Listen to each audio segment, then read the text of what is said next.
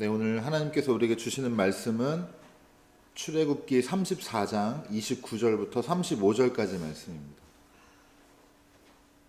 출애굽기 34장 29절부터 35절입니다. 제가 읽겠습니다. 모세가 두 증거판을 손에 들고 시내산에서 내려왔다. 그가 산에서 내려올 때에 그의 얼굴에서는 빛이 났다. 주님과 함께 말씀을 나누었으므로 얼굴에서 그렇게 빛이 났으나 모세 자신은 전혀 알지 못하였다. 아론과 이스라엘의 모든 자손이 모세를 보니 모세 얼굴에 살결이 빛나고 있었다. 그래서 그들은 그에게로 가까이 가기를 두려워하였으나 모세가 그들을 부르자 아론과 회중의 지도자들이 모두 그에게로 가까이 갔다. 모세가 먼저 그들에게 말을 거니 그때야 모든 이스라엘 자손이 그에게로 가까이 갔다. 모세는 주님께서 시내산에서 자기에게 말씀하신 모든 것을 그들에게 명하였다. 모세는 그들에게 하던 말을 다 마치자 자기의 얼굴을 수건으로 가렸다. 그러나 모세는 주님 앞으로 들어가서 주님과 함께 말할 때에는 수건을 벗고 나올 때까지는 쓰지 않았다. 나와서 주님께서 명하신 것을 이스라엘 자손에게 전할 때에는 이스라엘 자손이 자기의 얼굴에서 빛이 나는 것을 보게 되므로 모세는 주님과 함께 이야기하러 들어갈 때까지는 다시 자기의 얼굴을 수건으로 가렸다. 이는 하나님의 말씀입니다. 하나님 감사합니다. 우리 인사 나누고 말씀 나누도록 하겠습니다. 우리에게는 부르심이 있습니다. 네, 오늘은 주연절 이제 마지막 주일이자 주님의 산상 변모 주일입니다. 그동안 이제 주연절 소명에 대해서 계속 말씀의 은혜를 나누었는데 이제 곧 다른 여정이 시작이 됩니다. 제가 지난 주일에 한번 안내한 대로 이제 수요일부터 제수요일이라고 보통 부르는데 이 수요일부터 사순절이 시작이 되고 예수님이 걸어가신 이 고난과 십자가의 길 이걸 이제 묵상하게 될 것입니다.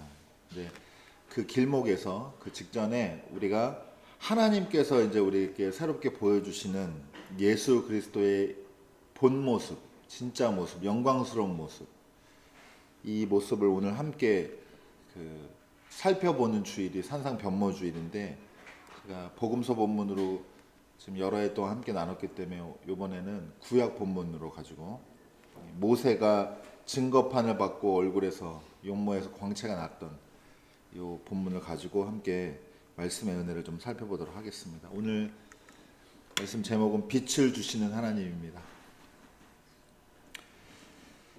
먼저 출애굽기 34장의 역사적인 이제 배경을 좀 살펴보면요. 간단히 말씀드리면 이스라엘 백성이 시내산에서 금송아지를 만들어 가지고 난리를 쳤죠. 우상 숭배하고 난리를 쳤는데 모세가 이때 분노해 가지고 첫 번째 이제 하나님한테 받은 십계명 그 돌판을 깨트려 버렸어요. 이제 이거는 그 십계명 돌판이 깨졌다는 거는 단순히 모세가 진짜 화가 났다 이렇게 이것보다 이것 이상의 의미가 있는데 이스라엘과 야훼 하나님과의 이 사이의 언약 관계 이게 박살이 났다라는 걸 이제 상징적으로 보여주는 그런 행동입니다. 그리고 이제 이 사건 이후로 그냥 또 이대로 냅두면 안 되니까 모세가 이제 40일 동안 다시 산에 올라가서 하나님과 독대를 합니다. 그래서 하나님께 이스라엘 백성 중보를 하고 두 번째 증거판을 받는데 그게 이제 오늘 본문이에요.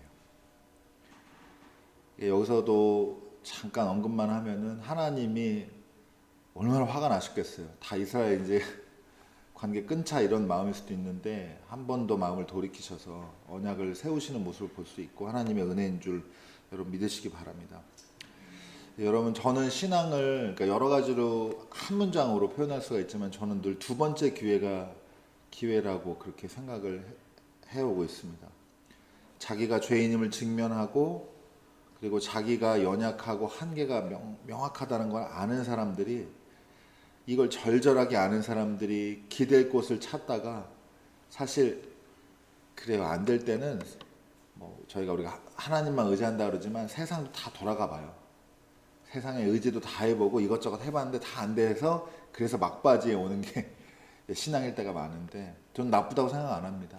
그리고 그때라도 돌아갈 수 있는 것, 그리고 언제나 그거를 돌아오기를 기다리고 계시는 하나님이 계시다는 믿음 자체가 그게 진짜 우리 삶을 지탱하는 진짜 힘이 될 때가 많이 있습니다. 근데 이 마지막으로 찾은 안식처가 바로 이제 하나님이십니다. 근데 이 과정에서 중보도 하고 이 두 번째 돌판을 받기 위해서 하나님과 계속 교제하고 40일 동안 이걸 담당한 사람이 이제 모세고, 불순종한 이스라엘 백성들을 하나님께서 용서하신다는 하나님의 메시지가 그걸 받은 사람도 바로 이 모세가 되는 겁니다. 그러니까 엄청난 사람이죠.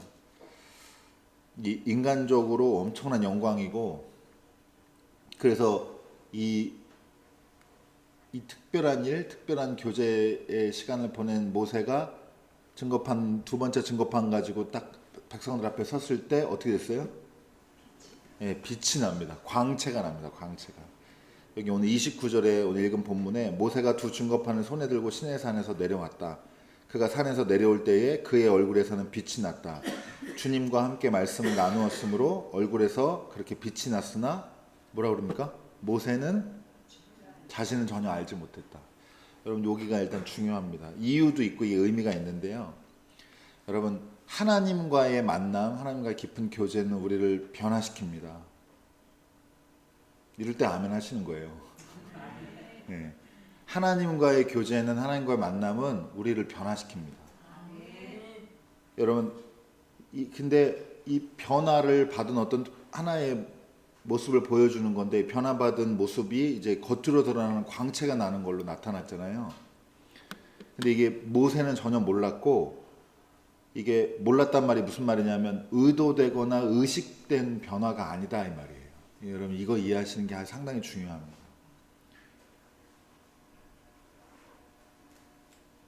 변화의 시간은 여러분 부집을 시간이라고 저희가 또 얘기하고, 혹은 방심하는 순간, 이게 종교에서 많이 얘기하는 거거든요. 방심하는 순간에 나타나는데, 예수님께서도 이런 말씀하셨죠. 씨 뿌리고 사람이 씨를 뿌려놓고 밤낮 자고 일어나고 하다 보니까 어느새 자라 있다는 거예요. 근데 어떻게 하다가 이렇게 된 건지를 모른다, 이런 말씀하셨죠. 여러분 하나님 만나면 이렇게 변화가 찾아오는데, 좋은 변화겠죠 당연히. 근데 이걸 생색내는 사람이 많아요. 네. 마치 뭐랑 비슷하냐, 예를 들면 우리는 이제 평범하니까 시의원 국회의원만 조금씩 친분이 있다. 동창 친구의 친구의 조카다, 삼촌이다, 이러면 아주 그냥 내가 어제 전화 통화했는데 이런 거는 똑같은 거예요. 하나님 만나서 온 변화를 그런 쪽으로 푸는 사람들이 있어요. 자기는 몰라야 되는데 티를 내요. 내가 어제 기도했더니 하나님 내가 이런 말 안 해야 되는데 이러면서 흘리고 괜히 티내고. 여러분 딱 그냥 제가 연기해서 죄송한데 보기 좋아요 나빠요? 하나님 만나고 티내면 어떨 것 같아요?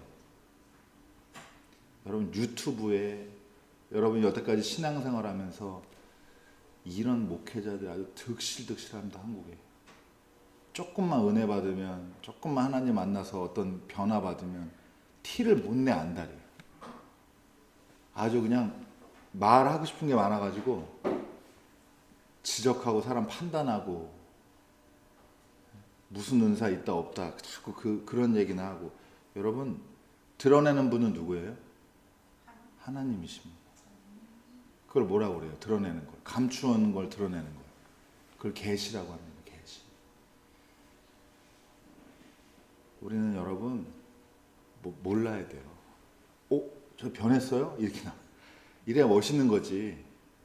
나 좀 달라진 거 없어요? 여러분 이게 남자들이 제일 무서워하는 말 중에 하나가, 여보 오늘 나 좀 달라진 거 없냐? 어렵습니다. 여러분 이 모세가 외모가 변했다는 건 사실은 빛이 나고 무슨 몸이 특수하게 바뀌었다는 게 아니라, 사실 무슨 변화예요? 내면의 변화, 내면이 변했다는 증거로 이제 겉에 광채가 났다고 하는 건데, 40일 동안 하나님이랑 이렇게 깊은 관계 속에 있으니까 그게 완전히 사람 자체가 바뀌어 버렸단 말이죠. 이 변화가 외적으로 드러난 건데, 사람들이 볼 때는 빛이 나는 사람, 무섭죠. 두렵고 독특하고 이질적이고 하니까. 근데 모세가 이들 불러가지고 무슨 말씀, 뭘 전달하냐? 자기가 하나님으로부터 받은 말씀을, 하나님의 말씀을 전달합니다. 이게 중요해요. 여러분, 그러면서 오늘 이제 되게 뭐 특이한 행동처럼 보이기도 하는데, 모세가 그들에게 하던 말을 다 마치자 뭘로 얼굴을 가렸어요? 수건으로 얼굴을 가렸어요. 여러분, 아까 제가 말씀드렸죠. 수건으로 감춰져 있는 걸 벗겨낸 걸 뭐라 그래요? 계시라고 그러고, 모세는 뭐 했어요? 드러낸 게 아니라 오히려 감췄어요. 가렸습니다.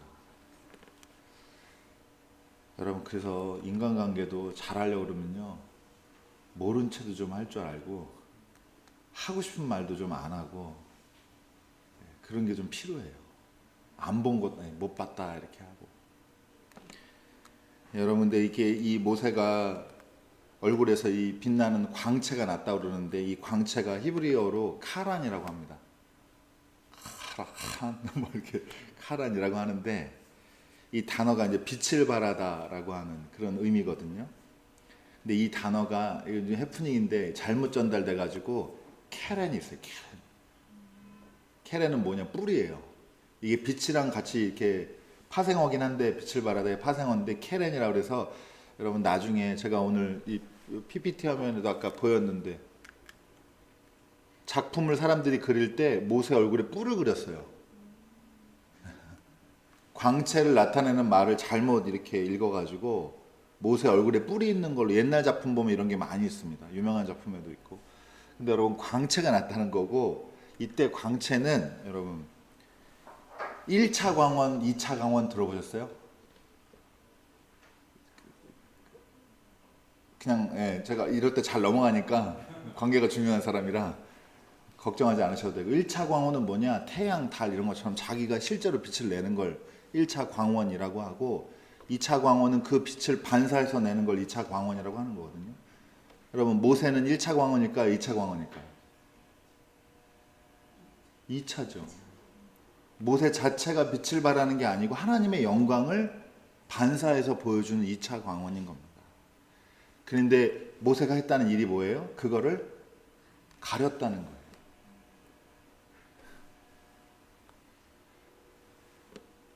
빛나는 거 보이냐?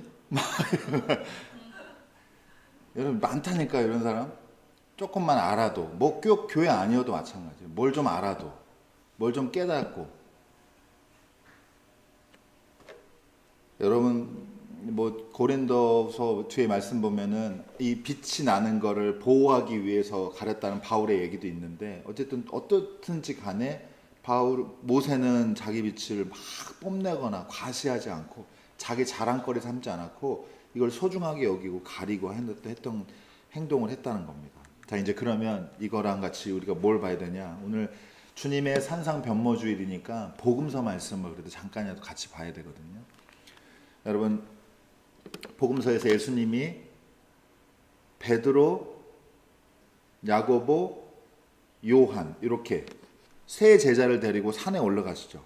기도하러 올라가셨습니다. 기도하러 올라가시다가 기도하는 중에 모습이 변모가 됩니다. 이걸 산상변모라고 해요. 산에 올라가서 기도하는 중에 모습이 변모가 됐다는 게 산상변모인데, 이 경우는 여러분 바로 결론으로 저희 가면은, 예수님은 막 몸이 희게 되고 빛이 나는 게 1차 광원일까요? 2차 광원일까요? 예수님은 1차 광원인 거예요. 예수님 자체의 본 모습의 진정한 모습을 이제 제자들이 보게 된 겁니다. 그리고 옆에 누가 있었어요? 예수님이 이제, 제자들이 이제 깜짝 놀랐죠. 예수님이 막 빛이 나고 같이 생활하고 동고동락하던 예수님이 아니고 예수님이 빛나는 존재라는 걸 이제 보게 됐는데, 그 옆에 누가 있어요? 한편에는 모세, 한편에는 엘리야가 이렇게 있습니다. 모세는 율법을, 지금 오늘도 말씀 받지만 율법을 상징하고 대표하고, 엘리야는 선지자를 대표하죠. 그러니까 율법과 선지자를 대표하는 사람들이 예수님의 신성이 막 마음껏 드러나는 이 순간, 진짜 빛 대신 존재로서의 그 모습을, 참된 모습을 보여준 이 순간에 함께 있었다. 그리고 제자가 3명이다. 여러분, 유대 문화에서는 3명의 증인이 중요합니다. 확실하다는 거거든요, 이게. 그러니까 온 율법의 완성이자 예수 그리스도께서 하나님이시라는 걸 이 제자들과, 그러니까 현재의 사람들과 과거의 사람들 모두가 이렇게 증거를 완벽하게 했다라고 하는 모습이 이 산상변모입니다.